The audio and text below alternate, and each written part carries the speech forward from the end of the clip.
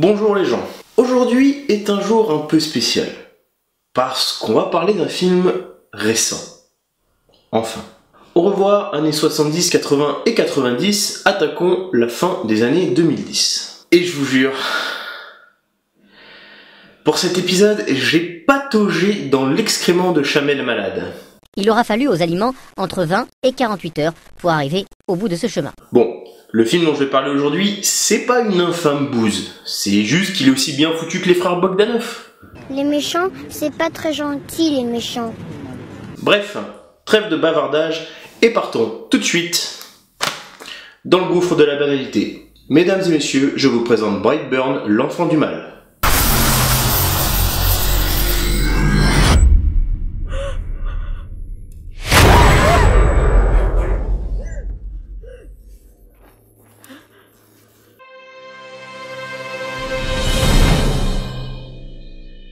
Alors Brightburn, c'est un film américain sorti en 2019, produit par le talentueux James Gunn, à qui l'on doit notamment Les Gardiens de la Galaxie, et réalisé par David Yarovesky. David Yarovesky, à qui l'on doit le film The Hive, qui est... Perso, je vais vous laisser juger, moi j'ai trouvé ça aussi bon qu'un lavage intestinal.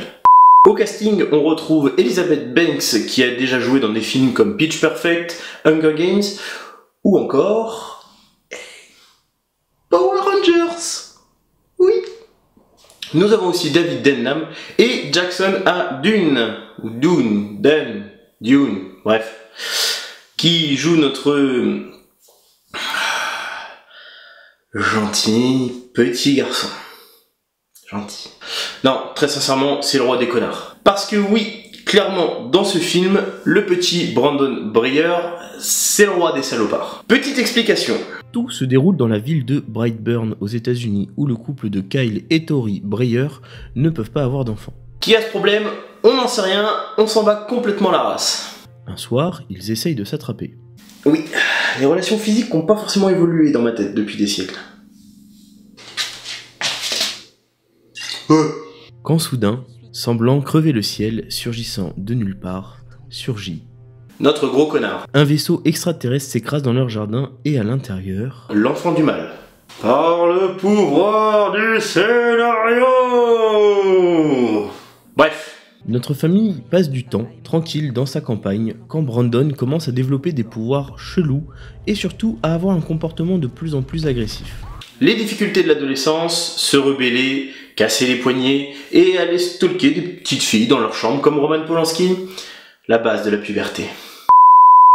S'ensuit alors des actes vengeurs envers tous ceux qui oseraient contrarier un tant soit peu notre petit trou du cul. Et cela jusqu'aux propres membres de sa famille, histoire de bien entrer dans le cercle vicieux. Toutes les personnes qui doivent mourir dans ce film vont le faire dans d'atroces souffrances, dans un déluge d'effets visuels inutiles, ou alors, bizarrement, dans un déluge de maquillage extrêmement cool. Bon, voilà pour l'histoire. Donc nous avons là un film qui mixe deux de mes genres favoris. Le film super-héroïque et le film d'horreur. Ouais, vous la sentez la petite fistouille?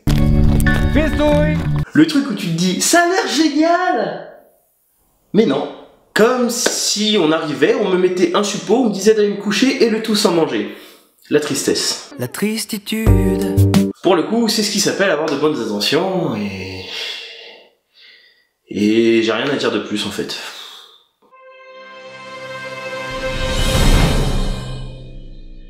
Sur le papier, le film avait un potentiel monstrueux. Superman revisité à la sauce horrifique, agrémenté d'une petite touche de gore sincèrement pas dégueu. Franchement, il y avait de quoi vendre quand même. Ouais, du gore pas dégueu. J'ai jamais dit que c'était stable dans ma tête. Ouais, c'est pas faux. Bon, revenons à notre Brandon. Je pense peut-être que j'en attendais trop de ce film. Mais est-ce que c'était pas l'intérêt justement de toute la com qu'il y a eu autour de nous le vendre comme un blockbuster visionnaire? Non, mais parce qu'entre nous...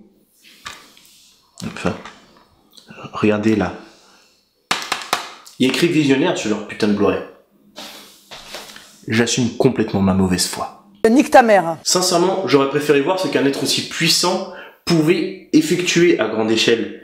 Et pas seulement rester enfermé dans une ferme complètement bouseuse. Ouais, parce que à un moment, hein, faire valser des tondeuses à gazon et tuer des poules, quand t'as 12 ans, ça fait de toi un petit garçon un peu dérangé, hein. Ça veut pas dire que t'es le maître absolu du mal venant d'une autre planète dont on connaîtra jamais le nom. Ça me sert à rien. C'est devenu chelou quand même la puberté chez les millénials, hein. C'est ouf. Et le plus dingue dans cette histoire, c'est que ce que tout le monde voulait voir dans le film, ça se retrouve dans le générique de fin. Sérieusement? Et bien sûr, ce générique de fin, on te le met sur fond de Bad Guy de Billie Eilish, tu sais, histoire de te dire on en a strictement rien à foutre de ce qu'on met dedans, puisque tout ce que tu voulais, tu l'as pas eu. Merci. Merde, merde et merde. Je vous demande de vous arrêter.